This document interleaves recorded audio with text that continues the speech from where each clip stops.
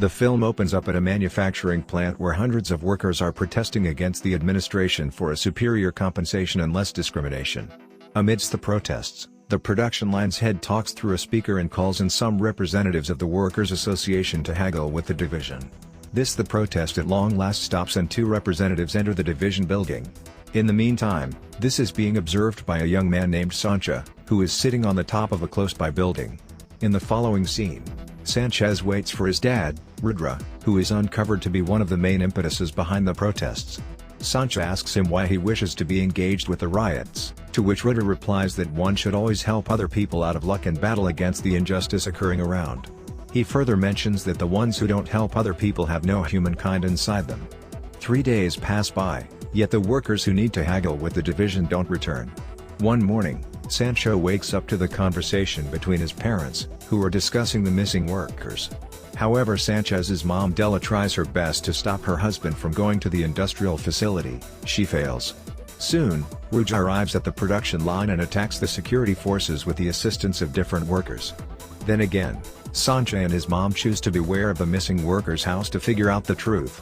Surprisingly, when they arrive at one of the representatives' houses, they find him inside and his significant other attempting to lie about his presence. Understanding that it's a snare to kill her husband, Della starts running towards the production line. Sadly, she falls and twists her leg. Not having the option to walk, she requests Sancaka to go to the plant and stop his father. Meanwhile, as Rudra is battling against the security forces, one of the workers from his gathering approaches him and stabs him on various occasions, killing him on the spot.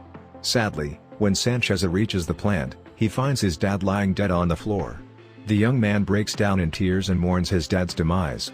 Sooner or later, he gets up, rankled, and plots vengeance. He holds a security shield and screams out boisterously. As soon as he does so, a brilliant lightning bolt strikes him all of a sudden and throws him away, breaking the shield with extraordinary power. Surprisingly, any remaining shields present there also break in the same way. Everybody is shocked to see this, and when they attempt to inspect Sanchez's unconscious body, they are also pushed away by the lightning force. The scene then, at that point, fast forwards a couple of years ahead when Sanchez's mom tells him that she needs to visit the city to get some groceries. The young man doesn't have any desire to be left alone. But he has no decision except for to concur. A couple of days pass by, yet his mom still hasn't gotten back. To exacerbate the situation, all that palatable present inside the house is finished and Sancha is constrained to wander outside in search of food. In the accompanying scene, Sancha should be visible being chased by some street boys. After an intense pursuit, they at long last get up to speed to him and start beating him gravely. In any case, right when they're going to smack him with an enormous piece of wood, another person named Agung arrives there and saves him battling against the street boys. At the point when Sanchez wakes up, he finds himself sleeping inside a room with Agung sitting beside him. The last option tells him to be cautious with street kids and furthermore promises to show him some basic steps for self-defense. Around evening time, the two choose to load up a train to an alternate city so that they can start another life. Agung, using his speed and nimbleness, easily climbs on the moving train. Be that as it may, poor Sancha is abandoned. Presently, with nobody to deal with him, Sancaka starts living in the streets by performing modest tasks on the streets. In the following scene, we see an adult Sancha running on the streets. He has now started working at a paper manufacturing plant as a security watch. Complying with Agung's suggestions, he ignores individuals battling on the streets and continues his ordinary life. Despite this, he is still scared of lightning and hides at a spot at whatever point it occurs. The scene then, at that point, shifts to a party where two individuals are discussing a person named Penguin. Obviously, this person dealt with a ton of problems during his experience growing up. They discuss Penguin's family being copied alive and how he survived by concealing inside a cabinet. The scene then flashes back in time when Panker's uncle leaves him in a lower-class halfway house where youngsters are abused. Apprehensive and tired of sporadic abuse, Pankor conspires with the orphans and kills all of the savage halfway house owners. Sometime later, he gets his dad's legacy and with its assistance, he looks after the orphans back to the present. Pankor is a criminal chief who controls a huge piece of Indonesia's bad legislature and is also responsible for a multitude of orphans who have been prepared as killers. He devises an arrangement to taint the rice supply with a substance that damages pregnant ladies' fetuses. The legislative release of a doubtful cure created by an unidentified drug business is then requested by countless individuals. The dispute divides the parliament into two factions. One is overwhelmed by Pankar and his friends who are against it, while the other is driven by legislator Ridwan Bari and his partner Durga, who draft a bill to distribute it. During the party, Penguin approaches Durga and offers a handshake, yet the last option refuses it, driving Pankar crazy. Afterward, while Durga's getting back, Pankar's men catch him and his family and kill them mercilessly. In the following scene, Sancaka hears some noises from his neighbor's room and finds 2 or 3 thugs compromising an unfortunate woman Wulan for cash. Seeing this, Sancaka can't stop himself and confronts the thugs.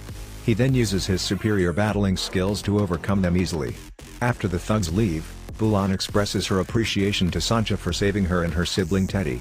Around evening time, while Sancaka is functioning as a security official in the plant, a significantly bigger gathering of thugs assault him and beat him up gravely.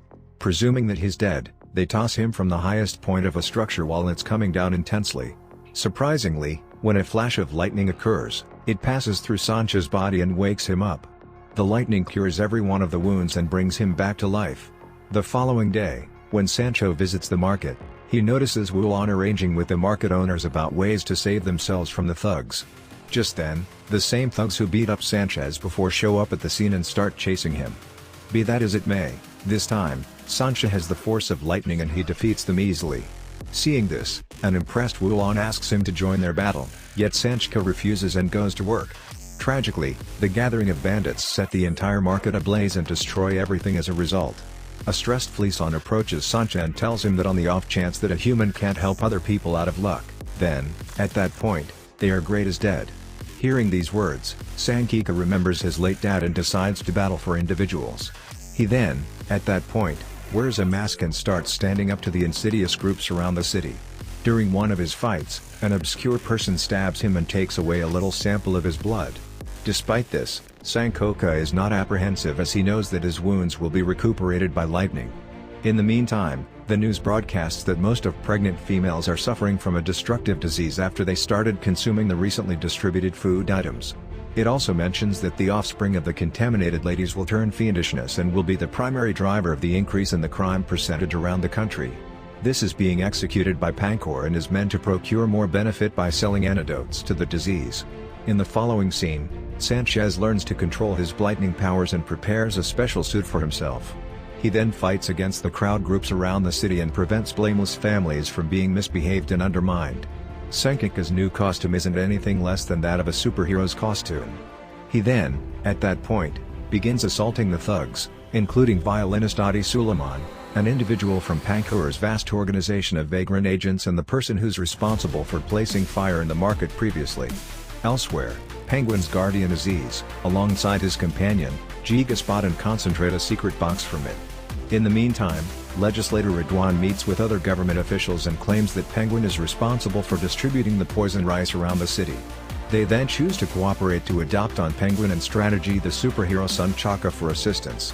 Subsequent to hearing his name in the news, Ridwan also orders the officials to distribute the antidotes to the poison.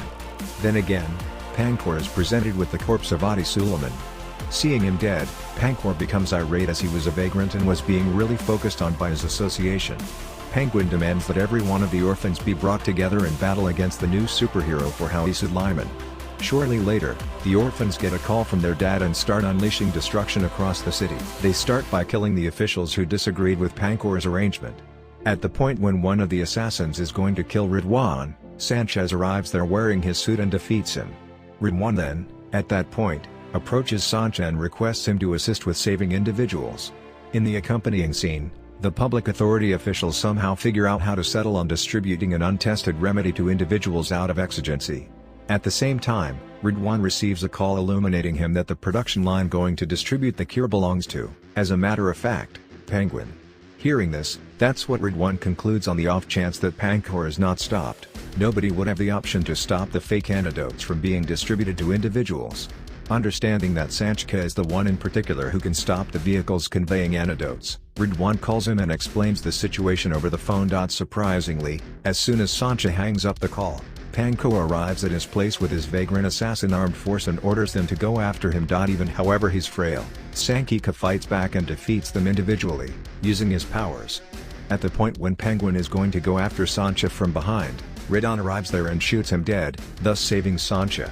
Elsewhere, Individuals are going to get the phony antidotes, which could make them sick or even kill them. Understanding the risk, Sancha sets off on a motorbike to stop the distribution guard. With the guide of a mysterious woman, Sancaka is ready to find a distribution convoy and gets a sample of the phony antidotes. He then, at that point, uses his superpower to destroy each container of remedy as they exist at the same recurrence as one another, similar to how he managed the shields toward the start of the film. As a result, the peril is at long last deflected and individuals are saved from the dangerous cure. In the last scene, Panker's associate Gazal destroys a wall to discover a secret old burial chamber. He then brings out the secret box from prior and sprinkles it with a couple of droplets of Sancho's blood, which was secretly removed previously. After this, he merges the body and the head, raising Kiwilawuk, a dangerous middle-aged fighter, and informs him of Sancho's dropping by calling him Gandula. The film ends with Kiwilawuk requesting Gazal to deal with a multitude of assassins to ensure a battle with Sancaka.